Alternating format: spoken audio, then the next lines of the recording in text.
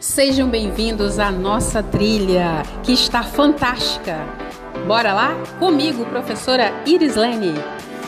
E aí, sabe, nessa nossa busca constante por inovação, por coisas novas, a gente às vezes esquece de dar uma olhadinha para trás. Mas e se eu te dissesse que as soluções mais geniais para os desafios do futuro já existem e estão escondidas no nosso passado? Pois é, essa pergunta é o nosso ponto de partida. A gente vai mergulhar em como a engenharia e a arquitetura de civilizações muito antigas podem ser, na verdade, um verdadeiro mapa para a gente construir um futuro mais sustentável e bem mais inteligente. Para a gente começar, precisamos entender a filosofia por trás dessas construções. E olha, não é uma questão de saudosismo, não. É sobre uma ciência profundamente conectada com o ambiente.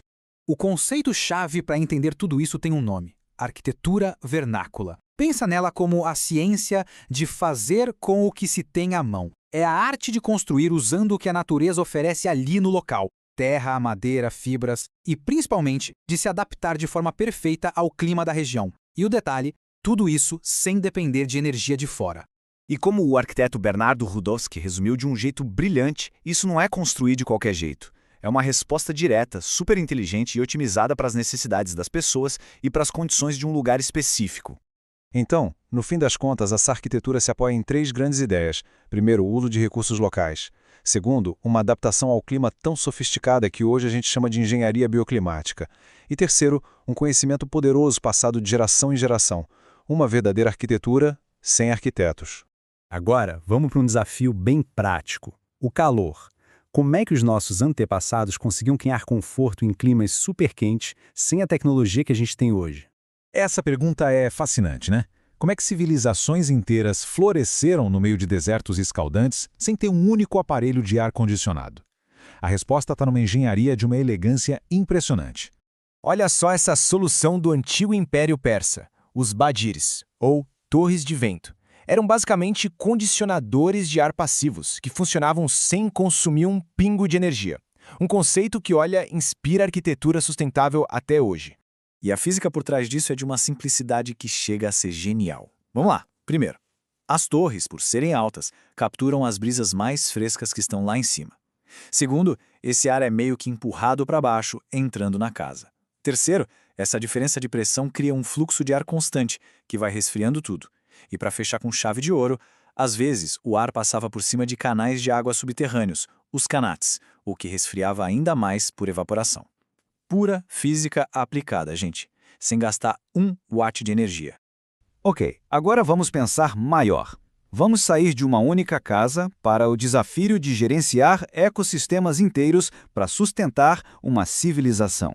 Lá na Mesopotâmia, entre os rios Tigre e Eufrates, os sumérios tinham uma tarefa assim gigantesca: transformar um deserto árido em terra fértil. A sobrevivência de todo um povo dependia disso. E este gráfico aqui mostra o tamanho do impacto dessa engenharia. É brutal.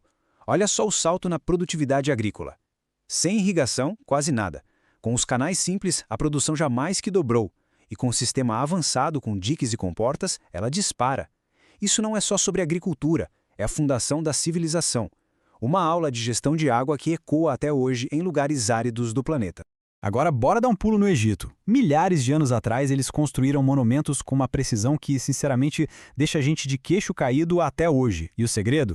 Não era mágica. Eram ferramentas simples e brilhantes, baseadas em princípios fundamentais da física.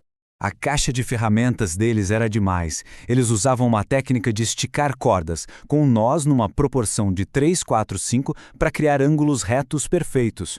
O rio Nilo virou a principal autoestrada para transportar blocos de granito de 2 toneladas, e ferramentas como o fio de prumo e o nível da água garantiam uma precisão absurda. E o mais legal é que a conexão com hoje é direta. Os princípios físicos por trás do prumo de pedreiro e do nível de mangueira que a gente usa em qualquer obra hoje são exatamente os mesmos que os egípcios aplicavam há mais de 4.500 anos. A tecnologia muda, a física por trás dela continua a mesma. Certo. Agora, vamos falar da matéria-prima. Como é que se constrói estruturas que duram e são confortáveis usando literalmente o chão debaixo dos pés? 2 técnicas milenares se destacam: o adobe, que são basicamente tijolos de terra secos ao sol, e o pau a pique, que é uma estrutura de madeira toda preenchida com barro. As duas usam o material mais abundante e, digamos, democrático do planeta, a própria terra. Mas qual é o segredo científico que faz essas paredes de terra funcionarem tão bem? Tem nome, e é um princípio da física poderosíssimo: inércia térmica. E este gráfico é a prova visual disso. A linha amarela mostra a temperatura lá fora. Um calorão durante o dia e um frio danado à noite. Agora olha a linha verde, que é a temperatura dentro da casa de terra. Praticamente estável, sempre naquela zona de conforto. A Terra funciona como uma bateria térmica, absorve o calor do dia e vai liberando ele devagarinho à noite. É o mesmíssimo princípio por trás de muitas casas de alta eficiência energética que são projetadas hoje. Então, a gente chega na conclusão. O que tudo isso significa para a gente hoje, num mundo que busca desesperadamente por soluções mais sustentáveis? Primeiro, é fundamental entender uma coisa.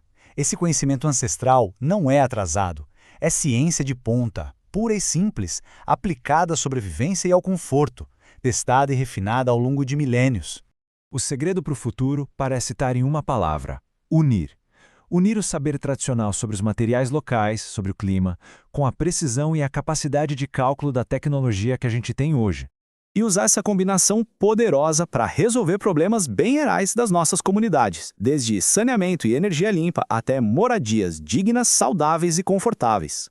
A lição mais importante que fica no final é esta: para construir o amanhã, talvez a gente precise ter a coragem de redescobrir a sabedoria de ontem.